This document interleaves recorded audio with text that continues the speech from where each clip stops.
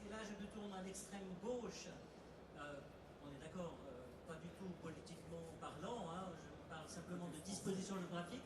Et j'aimerais bien que Vincent Davo nous donne également son avis sur ce qu'est ou ce que sont les principaux défis de l'horlogerie de demain.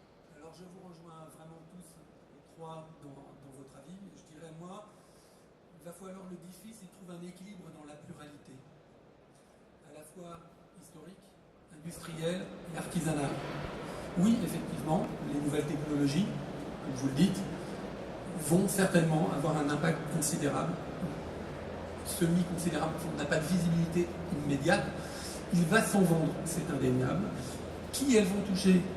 On n'en sait plus ou moins rien, mais ça devrait plutôt être le monde du quartz, puisque finalement, je dirais, cette troisième voie horlogère vient s'immiscer entre deux univers qui, il y a 30 ans, 40 ans en arrière, se sont combattus.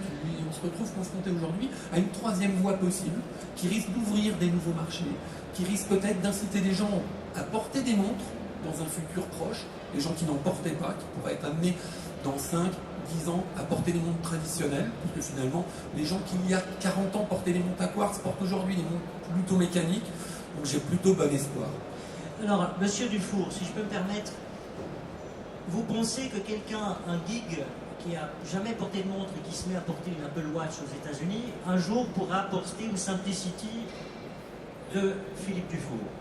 Si j'en fabrique toujours, bien sûr, mais je pense que oui, ces montres connectées, je dirais, auront l'avantage d'occuper des poignets qui ne sont pas occupés. Moi, j'étais tout dernièrement au Japon et à Hong Kong, Japon, hein, ouais, je crois. et Hong Kong, et j'ai passé mon temps à regarder le poignet des gens. Et il y a toute une catégorie de la jeunesse qui ne porte pas de montre. Donc, ils vont se mettre à porter vraisemblablement puisqu'ils ont un iPhone, il faudra une iWatch, d'accord.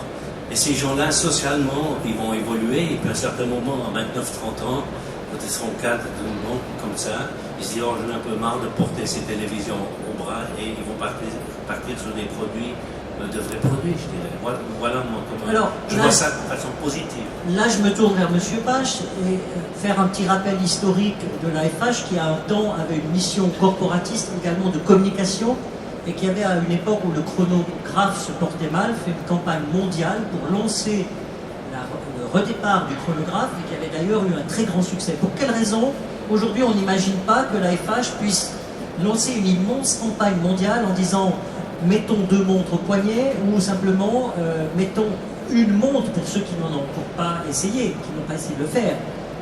J'aimerais d'abord dire que les nouveaux acteurs qui arrivent sur ce marché, comme l'a dit M. Comtesse, ils veulent peut-être nos poignets. Ce qu'ils veulent surtout, c'est nos données, c'est nos informations, de façon à pouvoir nous vendre des applications et d'autres services électroniques. Dans quelle mesure est-ce que tous les habitants de cette planète seront d'accord de toujours donner leurs données et leurs informations? Donc ça, c'est peut-être aussi un aspect important. En ce qui concerne une campagne, non, on ne fait pas des campagnes pour la montre suisse, ça n'aurait pas d'effet. On fait des campagnes pour des produits précis, ciblés, qui ont une histoire, qui ont une âme. Et c'est vrai qu'on ne fait pas une campagne pour un produit comme celui de M. Dufour, comme on va le faire pour un produit quartz entrée de gamme. Donc finalement, ce sont les marques qui font leur promotion et qui convainquent les consommateurs d'acheter leurs produits en leur racontant effectivement des histoires, en leur parlant de tradition ou en expliquant le produit. Ce qui fait que ce que la FH a fait dans les années 60, où elle faisait des campagnes promotionnelles collectives pour la montre suisse, on s'est rendu compte que la montre suisse, elle n'existe pas. Vous avez différents types de montres suisses, donc une telle campagne serait vouée à l'échec. Alors, on parlait de campagne, vous êtes également un grand spécialiste des droits et des brevets. On parle de cette protection, hein, vous parliez des données, des choses à protéger, mais je crois que par exemple en termes du Swissmade, il y a déjà eu quelque chose qui est arrivé extrêmement tard sur la protection de la notion du Swissmade. Est-ce que vous pouvez nous en dire plus quand est arrivé le dépôt de la marque Swissmade, qui était en quelque sorte une marque qui existait, mais qui n'avait pas de personne qui l'avait déposée en fait? Ce qui est amusant en matière de Swissmade, c'est qu'il nous a été imposé par l'étranger. C'était dans des temps immémoriaux, je ne sais pas exactement quand. des pays étaient protectionnistes et pour savoir d'où venait le produit, exigeaient le marquage de l'origine. Et c'est comme ça que le Swiss Made a été lancé. Et puis après, ça en est devenu un label à succès et réputé. Mais ce n'est que dans les années 70 que le législateur a protégé le Swiss Made. Alors on ne refait pas l'histoire, mais malheureusement à l'époque on a raté le coche puisque la protection a mal été emmanchée, beaucoup trop faible à l'époque déjà. Et maintenant on essaye de rattraper le temps perdu en essayant de renforcer ce label. C'est très difficile parce que des choses se sont mises en place au niveau international, des accords ont été passés, le libre-échange a pris son essor. Alors peut-être qu'on y reviendra, mais c'est vrai que c'est devenu très difficile de renforcer le Swiss Made, même si c'est un mouvement qui est en route et je pense qu'il va néanmoins aboutir.